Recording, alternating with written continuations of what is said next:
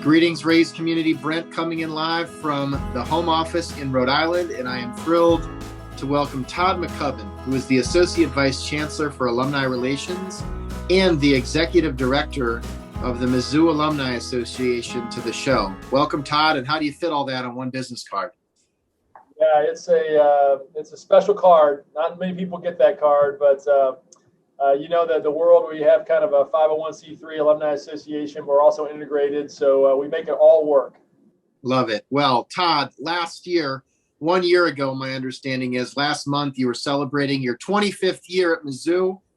Probably not the best month to celebrate the 25th year at Mizzou, but I do look forward to taking a walk down memory lane, recognizing that in a sector where turnover can be challenging and it's hard sometimes to build a career path at one institution, you've been really unique in your ability to do that. And so we'll come back to all of that in your 25th. Any comments on the 25th celebration?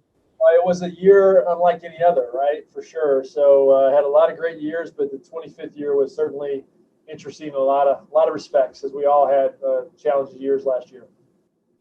Well, let's take a moment and go back in time where I've been enjoying starting my conversations recently with our guests has really been to learn about your own higher education experience. So when you think about, Todd, junior year of high school, odds are you weren't picturing yourself someday celebrating your 25th year at Mizzou, but here we are.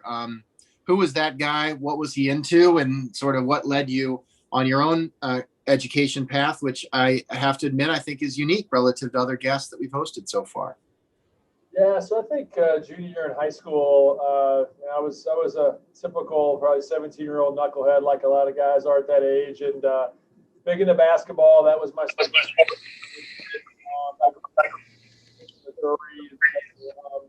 That was a big part of my life as well. But I will say that, at that point, in terms of if I thought about career aspirations and what that looked like, I wanted to be the next Jack Buck because that was Cardinals were my team, and I thought sports broadcasting was the way I wanted to go.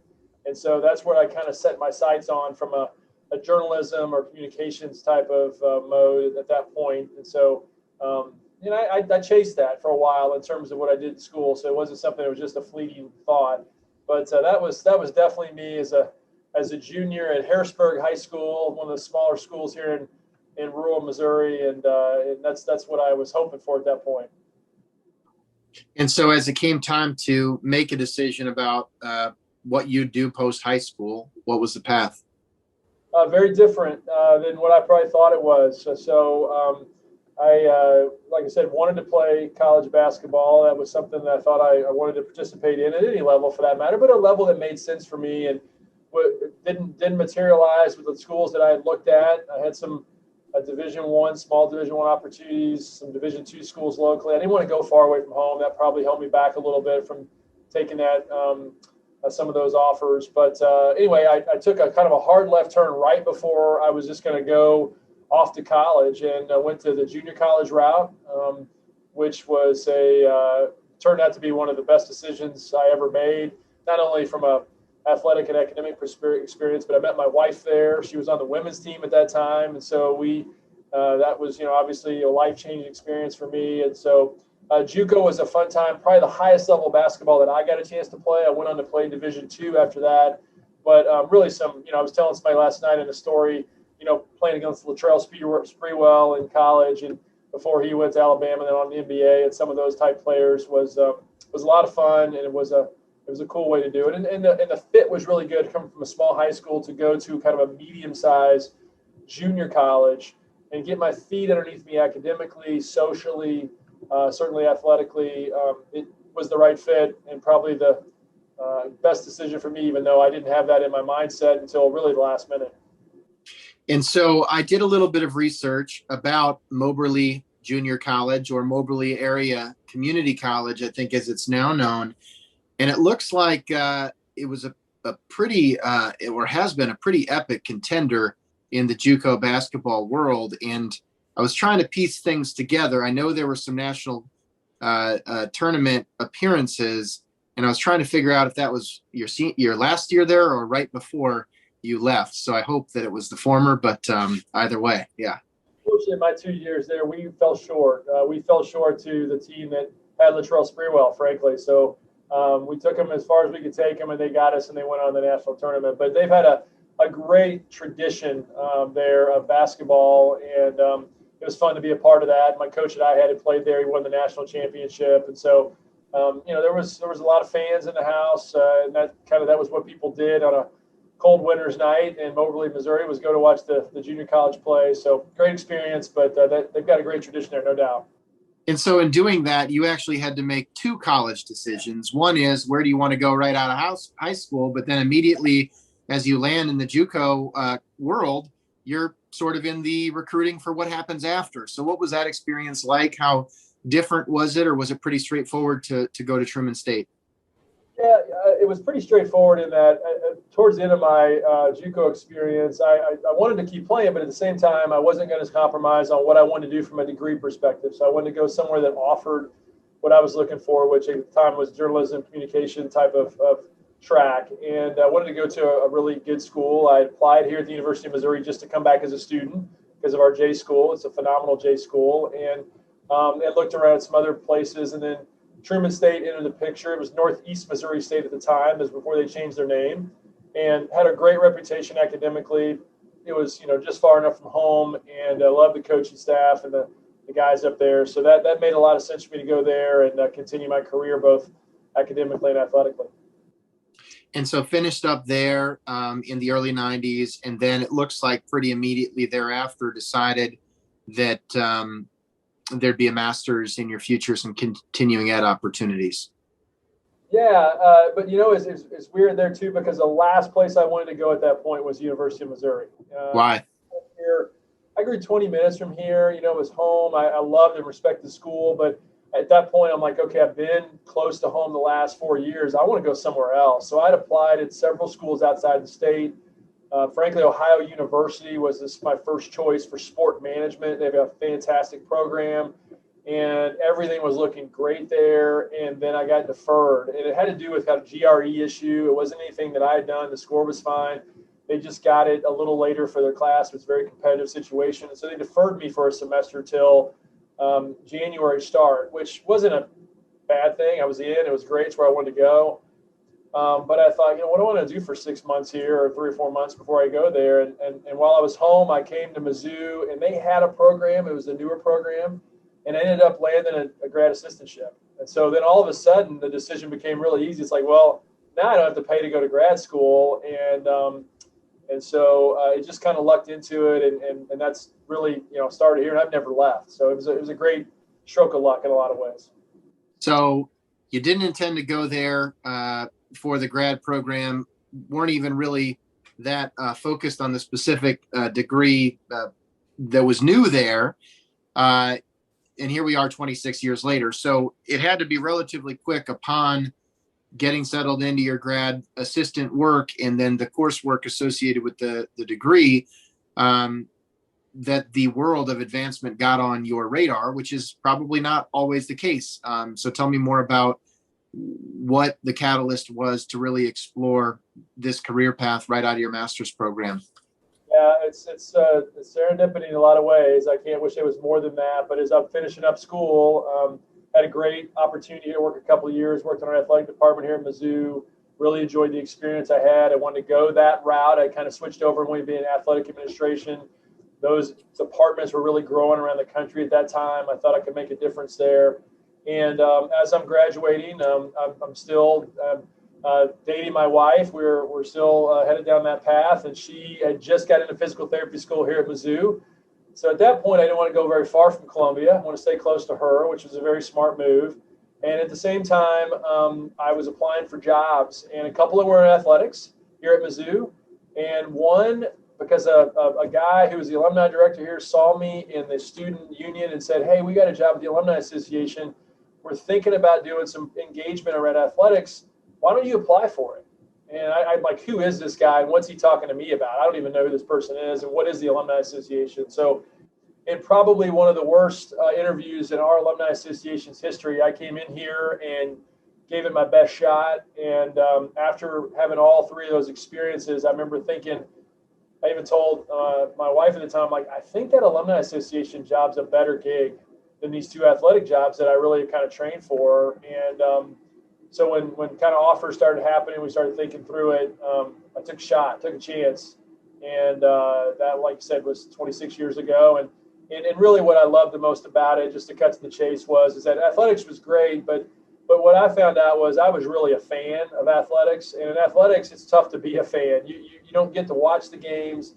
Not that you can't, but it's just hard. It's different. And in the alumni world, one, I got to do a lot of things before games and be able to enjoy the athletic, competitions and games.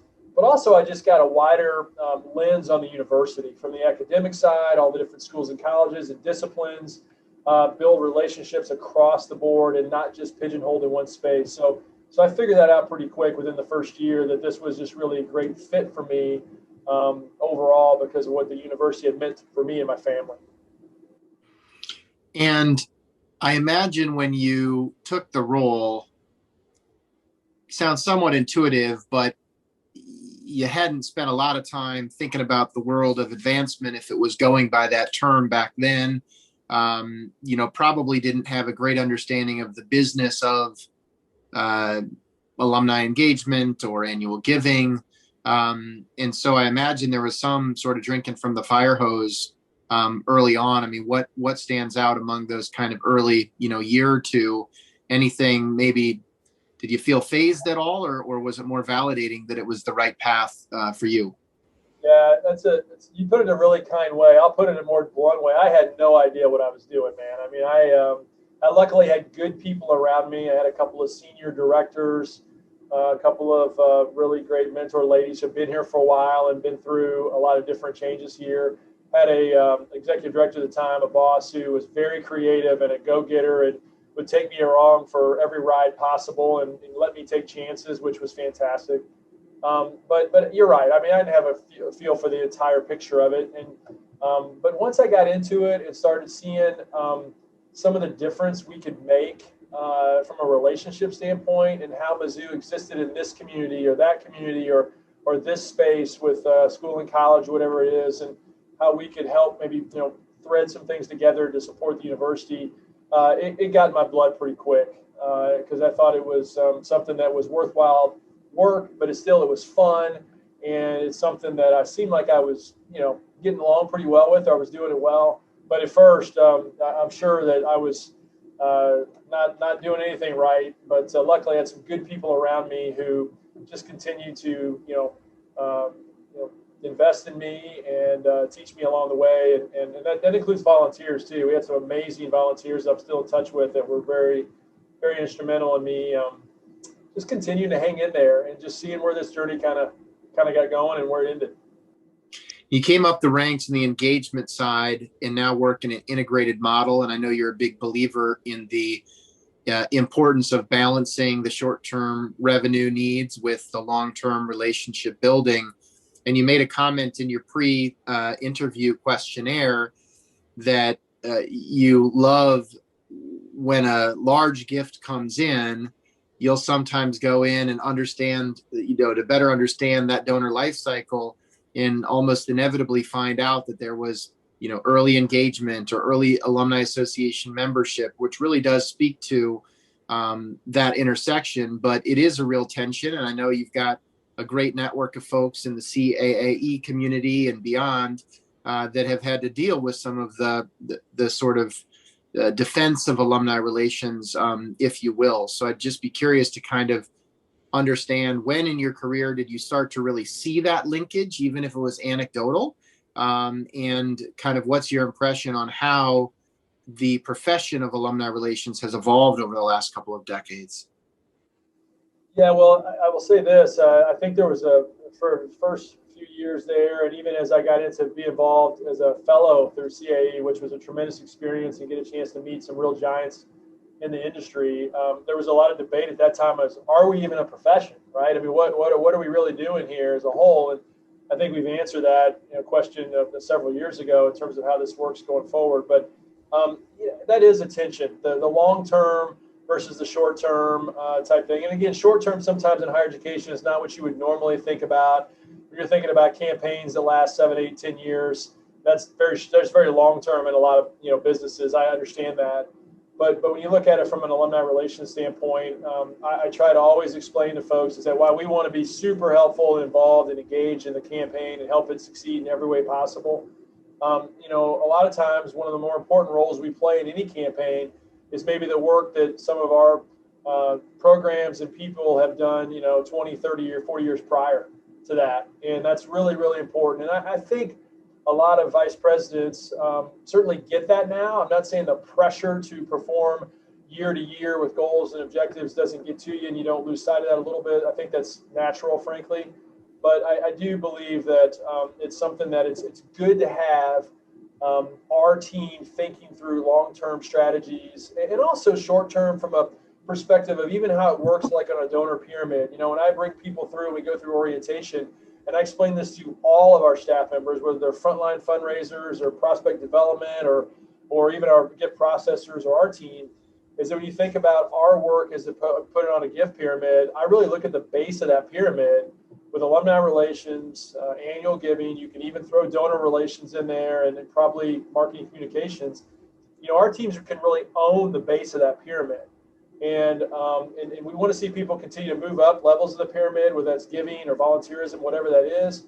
But it's our job to make sure we have a strong base to build upon from year to year, from 5-year term, from a 10-year term, and then maybe for an ever term as well. So it's something that's I want to know your role. I guess I got that a little bit from my sports background, is that being on a team with 5 guys out there, not everybody can be the shooter. Not everybody's going to be the rebounder, but you got to know your role and how you can help your team win. And I think it's important that we know that, and it's not a limited role. I mean, we close gifts here too.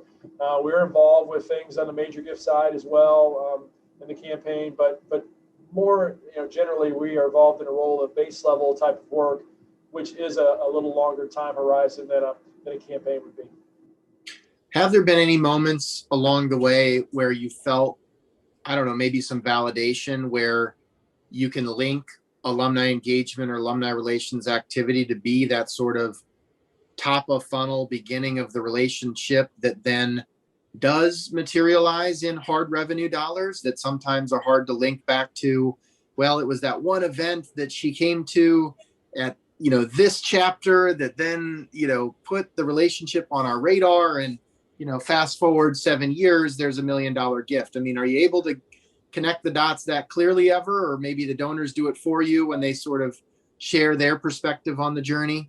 Most of the time, it's our donors who are able to share that themselves, the stories that have impacted their experience with Mizzou from a philanthropy perspective. I will say, though, that, I used to spend a lot more time when people would make a major gift, maybe looking back through their history and seeing kind of where they started, especially from a giving perspective, since we track a lot of that. Sometimes from a volunteer perspective, we have that as well. But, now that I've been here a little while, sometimes I can even remember back to what that was, or even when they were a student here on campus and what they were involved with. And, we have several folks now that, whether it's a part of our board of curators here at Mizzou and or major gift perspective or head lead volunteer roles in a lot of ways.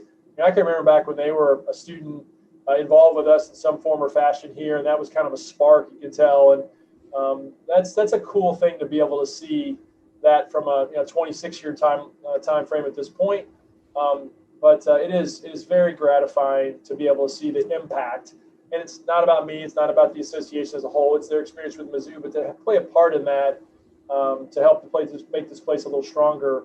It is very cool to be able to think about from time to time.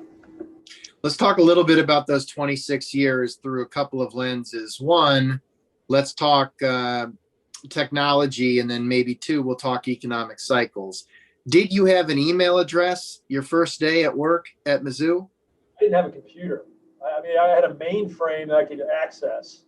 That changed pretty quickly, but I didn't even have no email address. You have like a desk with like leather-bound books and folders? I mean, what are we talking about here? We had a mainframe we could access, but a lot of the work that we did was certainly via phone, and that changed in a pretty short time frame. But I still remember the desk I sat at, and it was we had cards and that sort of thing. I was handed, here's your chapter contacts, and it was kind of like an index file, right? with that information on there. And so a lot of phone calls and visits, road time and that sort of thing. But very different than when I pull up my EverTrue app today. Let's put it that way. So with the visits, was it an atlas or was it like just a map, or what were we working with? Go on the visits and such. Yeah. Yeah. So I mean, it was events and activities, or we're going to have a visit with a lot of times what I did the first year or two is I wanted to make sure to get to all my different chapter and have sit down meals with them, talk with them, break bread, make sure that I understood kind of what the lay of the land was in their space. And that was very much like a donor visit, except it was a volunteer visit, right? And yep. So we would spend time in that community and maybe meet with a couple of different people that were board members and get a feel for it. But you'd have a day in Kirksville, Missouri. You'd have a weekend in Atlanta to talk with that group about what's going on. In fact, one of the first volunteers I met with our Atlanta chapter is our president of our Alumni Association today. So we've had that relationship pretty much the entire time I've been here. And she's had a lot of great roles. And so it's kind of crazy how it kind of comes full circle. So you got into the role sort of right before email, like right on the cusp of the internet happening. And does that mean as a young guy on the team, people were looking to you to figure that stuff out the same way that right now your counterparts are looking at young folks on the team to explain TikTok and Instagram reels? Or, I mean, what was it like kind of being on the cusp of some pretty profound technology adoption waves that you might not have even seen coming when you took the role? Yeah, my staff would laugh at me for saying I was any kind of early adopter, probably for that perspective, but I was around the office at that time when we got into more of the PC world, if you will, and email became more of a prevalent opportunity. Some of those mentors that I used to work with, they didn't use that. They didn't one became very proficient, one did not. And they both were successful, but it's just the way it worked in terms of how that went. So yeah, it was, once the email thing started happening, it was a game changer in a lot of ways. A lot of our budgets or things we did for alumni groups and such were based on, mailings, because that's right.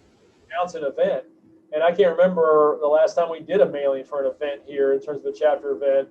Here we do maybe one or two a year. All of it's email based now at this point. So it just changed the game in terms of how we're able to scale our operation and communication perspective with our alums and such. And I probably was one of those folks that spent more time on email and certainly documented and using different forms and such on a PC, because frankly, I had a PC before I worked here. I had one at home. I used it in college, right? So it was no big deal to me. We just didn't have one assigned to me here. Yeah. So I was ready for that. I mean, the reason I bring it up is because that was a shift where, it happened pretty quickly when you look back at the arc of sort of technology adoption. Mobile happened under your leadership pretty quickly, but nothing happened as quickly as what we've experienced over the last 18 months with the Zooms of the world, the Microsoft Teams, the Slacks. Like when you think about how the adoption of email was sort of optional, even by leaders of an organization, right? Adoption of, different mobile platforms was somewhat optional. Nobody really had a choice over the last 12 months. And so I'm just curious to kind of get your perspective from where you sit now, thinking about those different waves that you lived through and how they impacted your ability to build relationships with and among your alumni community, but also with your staff. What stands out over the last 12 months? That's a great point. And that's what we talked about a lot with our team, is that some of these technologies we've been able to utilize, everyone was forced into that funnel, if you will. So everybody had to get on board somehow, some way, whether you were using it to work, whether you're using it to see your grandkids every once in a while on the weekend, whatever that may be, everybody was forced into that.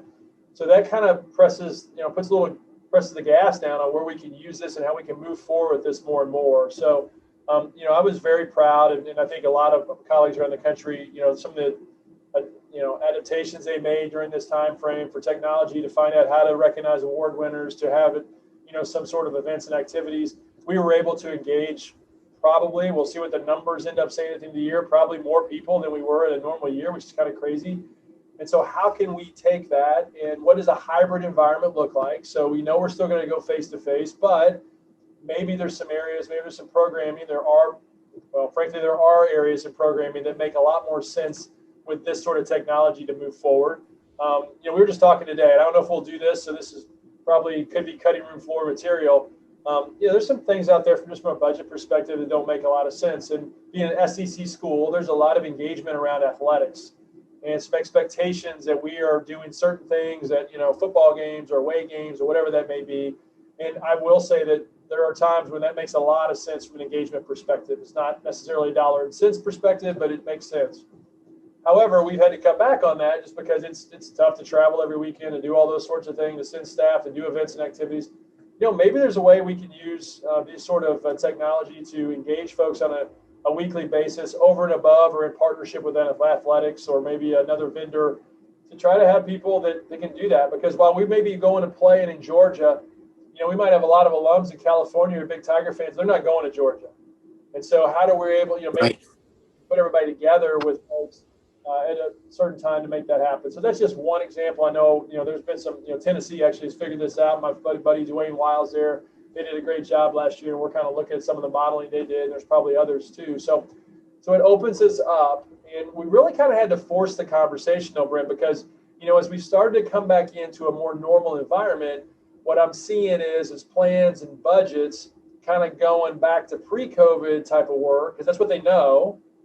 And, that's fine. But at the same time, we need to think about what does the hybrid look like, or what's the pivot look like that allows us to engage more people through these events with that option, but at the same time having an in-person sort of experience too. So it's going to be a little bit of a challenge. I thought there was a great comment made yesterday that everybody had a really good plan when we were sort of in-person type of world, if you will. Everybody built a pretty good plan and got to a pretty good place. It was all virtual. Now what's it look like when you start putting those things together and trying to overlap each other? And that's going to be not only an alumni relations issue, but I think all businesses, organizations have to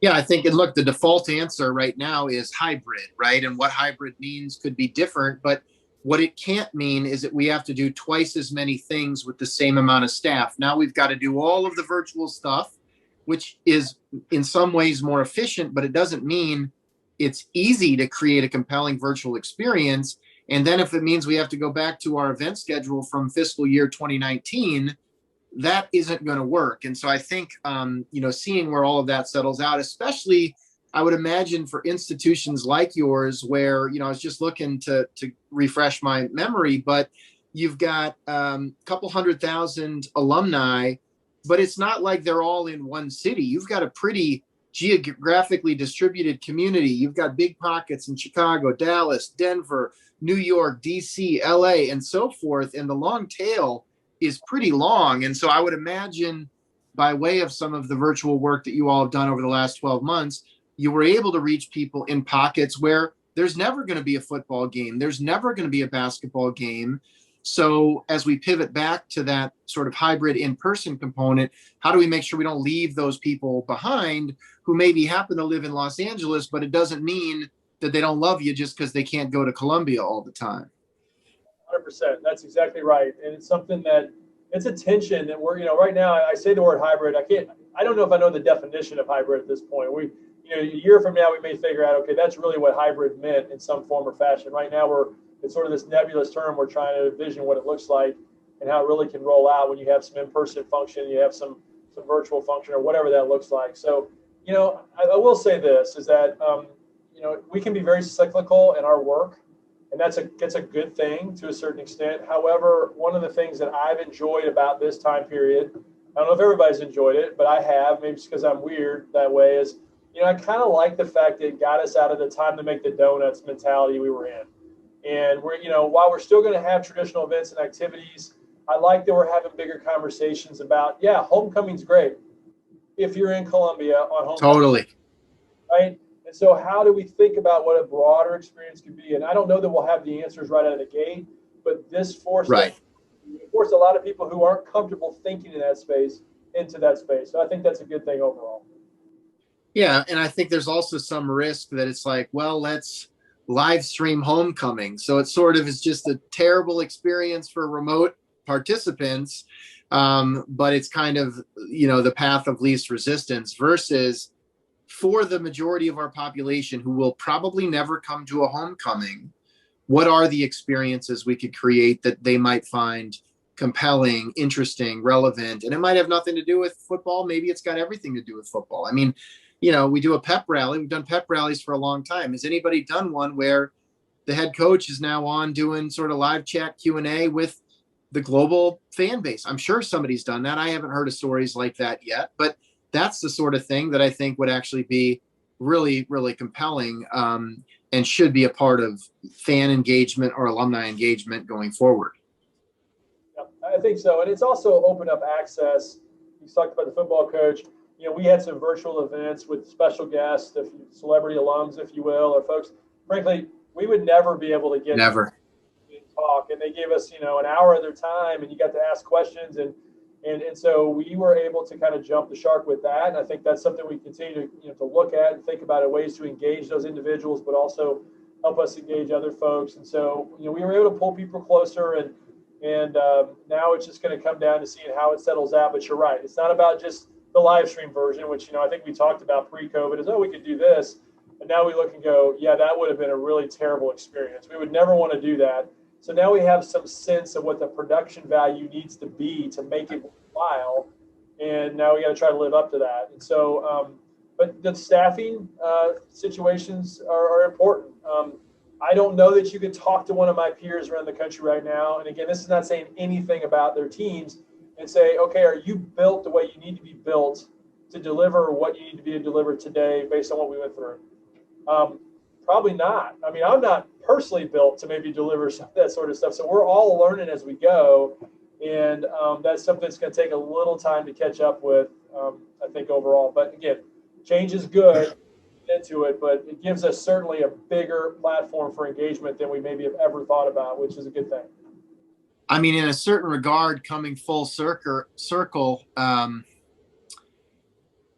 wanting to be the next Jack Buck. I mean, that's not sort of the wrong perspective to have as we think about creating more of a media platform, more of a sort of, right, how do I bring fans into the stadium, but also, but recognize that not everybody's going to be able to make the trip to St. Louis and still wants to feel that. I mean, there is a little bit of that, I think, needed in the sector right now.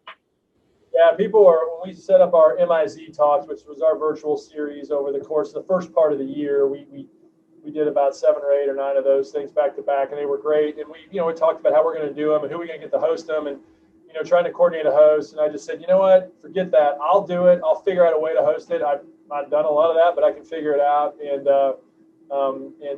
you're right. So I was able to use a little of the Jack Buck that I never thought I would use, and who knows how good it was, but it definitely it kept us out of trying to find a host to do it. I could deliver the message the right way, and from a university perspective, an Alumni Association perspective. And you're right, a lot of our peers have had to become sort of that person, if you will, around the country to be able to bring that programming to people's homes. You've mentioned your peers a few times, and I would be remiss if I didn't give you a chance to give some shout outs either to the CAAE community, which is where we first met, or some of the other folks who I know have been great mentors to you in the advancement and alumni engagement space. Yeah, I have to admit, growing up as a Council for Alumni Association executive, I was a fellow. I was fortunate enough to be kind of brought into that group as a fellow, as an assistant executive director at Mizzou. I learned so much of that process, and we have flourished. That group has flourished during this time frame of monthly kind of chats or meetups. We were able to kind of talk through these issues that no one's faced before. I mean, when you got an issue that Doug Dibbert's never faced before at North Carolina, you probably found an issue that no one's faced, because he's been around and faced a lot of them. So that group has been instrumental, and I just really appreciate the leadership of Hoops Wampler at Penn for what he's done to be the president through this time and kind of get us through a weird time frame overall. And then the other group that I lean on a lot is our group that we have with our Southeastern Conference colleagues. So we call it our Alumni Professionals of Southeastern Conference. Our executive director group is pretty tight-knit. We spent a lot of time commiserating as well. And so some of those folks just did some tremendous work. And it was really a pleasure to be able to pull that group together several times to talk through, and we're all going through a little different things. Different states were going through, different lockdowns and what we were doing and rules and such. Some of my peers never left their office during this time. Some still aren't back in their offices. And so it's been great to have a group that we all can lean on. And that's one of the special things about really our profession. It's interesting. I've heard many anecdotes. Early on in the pandemic, I was catching up with Brian Hastings, who's the CEO of the University of Nebraska Foundation. And Brian was sharing that, they did some sort of Zoom event for their trustees or leadership boards that typically would have been in person, and that they had record attendance, right? And this was definitely a time when nobody had anything going on, but record participation. And it sounds like, and I heard that anecdotally where advisory boards that would meet once every 6 months and it was hard to get participation would now have everybody show up. And it sounds like even within your professional kind of colleague groups, CAE, the SEC group, that your engagement was streamlined and accelerated by way of embracing some of these same technologies that you're wrestling with. How do we use them in our own community work? Yeah, in a lot of ways, as I've told our staff, I've not traveled for really much of anything, and I feel like I've had more professional development this year, and maybe never felt closer to colleagues than this year. So, what does that mean for the Todd McCubbins of today, the folks that are earlier in their career, where you did, I'm sure, over the course of years and case conferences and peer groups and so forth, build those relationships in the hotel lobbies and at the vendor halls and whatnot. Does that come back? I mean, you're thinking about budget right now, or do we just really lean into professional development, especially at a campus where it's not the cheapest to fly from Columbia, Missouri to key hubs to do some of the traditional professional development activities? That's a great question. It's going to be interesting to watch how that works. We're talking about that from our perspective as well, even from our board. But I believe that it'll come back in some way. Maybe not to the full extent that it was before. Because I think we've proved we can really deliver some great content and also have great relationships online. Now, some of that started, and we kind of faced the same thing with our team here, is that we were able to stay pretty close knit, but we didn't have any turnover. And so when you start having turnover and say you're a new member of CAE or a new member of our SEC group and you've never met anyone, you've been in a room with them, can you get the same sort of experience or that same connectivity without having that personal experience? I think the news is still out on that. I'm not sure if that's the case, so I think there'll be some opportunities for face-to-face. But yeah, I think people are going to look at their budgets and go, hey, look, if they're going to offer some virtual things and I can sit here and maybe include more people, that's even going to be a better thing.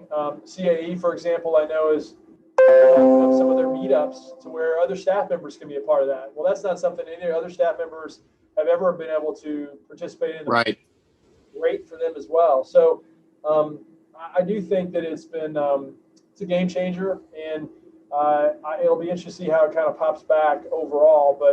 And then how do we take that to where we're doing? As I look at our road team that we have that really goes out and spends time with our alumni chapters, well, how important is it that they're at those events or not? Maybe it is. Maybe it's not as important. Maybe they can have a closer relationship with their chapter leaders just by doing a lot more of this sort of thing, via Zoom or Teams or such, and having more frequent conversations rather than waiting for those visits. And so we're all sort of learning our way through this, no doubt. So as you think about the next 12 months with hopefully some stability and fewer curveballs coming our way than in the last 12 months, what are you excited about?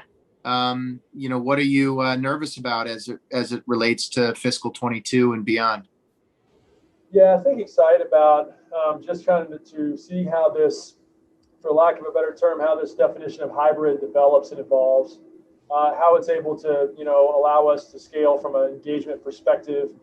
And we've really embraced the case engagement survey in terms of what that looks like from those 4 key areas that are important for us. And so we're looking at all 4 of those and thinking through those. So to me, that's new, and I get excited by new at times with how we can grow from that space. I think the nervous piece is, just from a staff perspective. I think it's going to be super competitive in the market. It already is super competitive. I think people are figuring out that they can work from anywhere for anybody. And so if you're in more a traditional environment, which we are, you're going to be more susceptible to losing team members. We have natural turnover as it is anyway. And so how much harder are those jobs going to be to replace or not? I think that's something that, talking to a lot of different, whatever industry, it's just a staffing concern right now, no matter where it is. I think that's going to get into advancement. It already is here. We just came out of a campaign like right as the pandemic was in full force.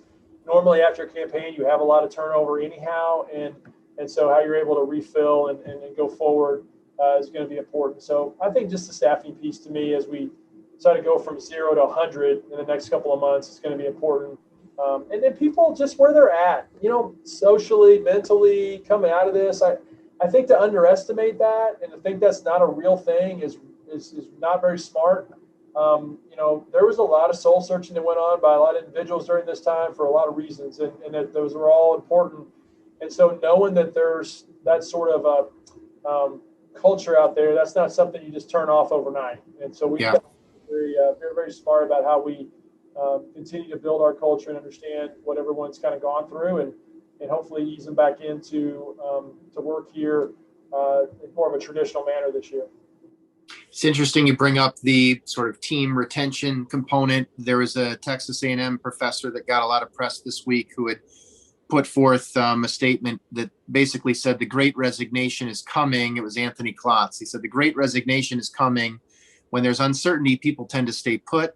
So there are pent-up resignations that didn't happen over the past year, which will lead to a mass exodus of workers. And there have been a few surveys and so forth that seem to indicate that. And, so that's something I'm sure, especially given the July 1 sort of fiscal year cycle, that you and your peers will be keeping an eye on, as will we.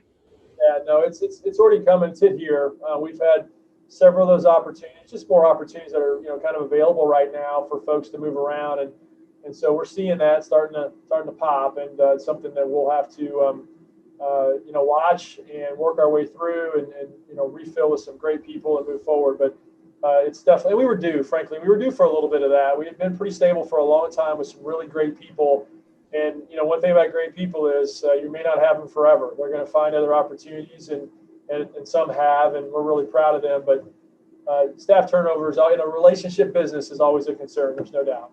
Yeah.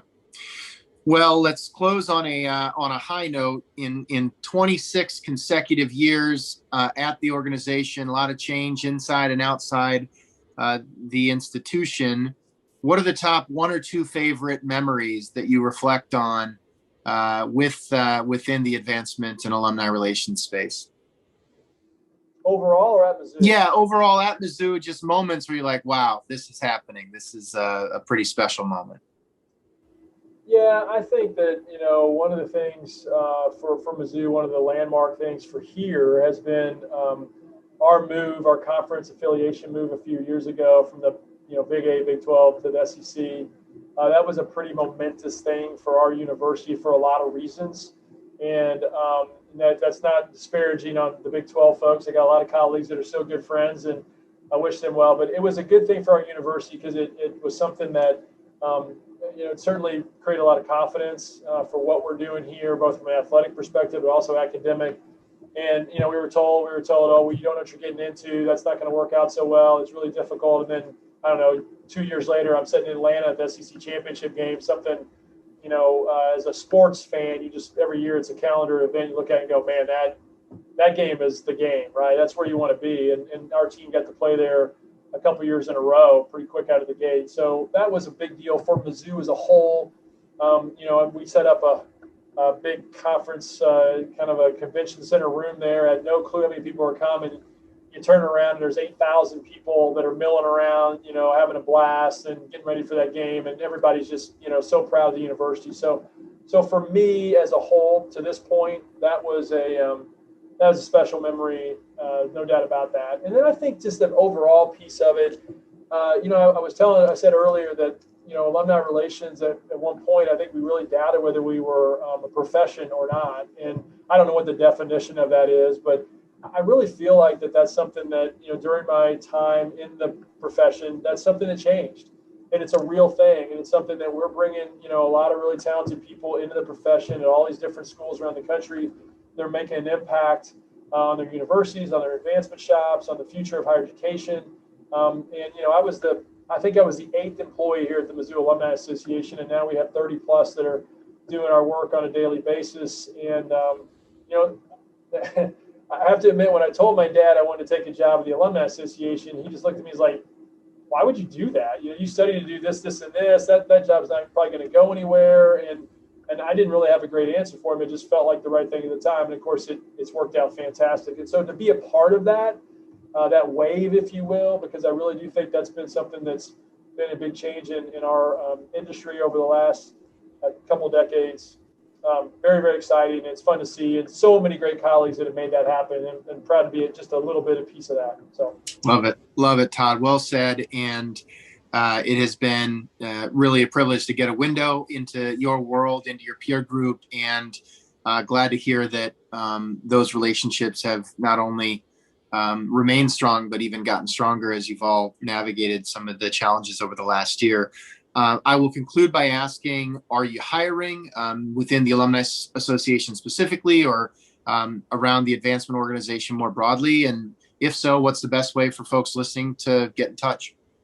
Yeah, absolutely. We are. We have several positions within our advancement operation, fundraising to alumni relations positions. And so we'd love to talk to folks who are interested in coming to Mizzou and thinking through what it's like to be a Tiger and work in this space for us. So they can just get a hold of me, probably is the best thing, and I can put them in touch with our talent management group here on campus. And my email address is mccubbint@missouri.edu. And they could also, find me via our website at mizzou.com. I'd be happy to talk with anybody and put them in touch. And we have a couple of positions in our alumni engagement space. We have a position in our membership and marketing space, and our annual giving space. So we're looking to fill some key roles, and we'd love to talk to some great people. Excellent. Well, thank you for sharing. Also, I will say Todd's active and has a great presence on LinkedIn, also on Twitter. So don't be shy to find him there as well.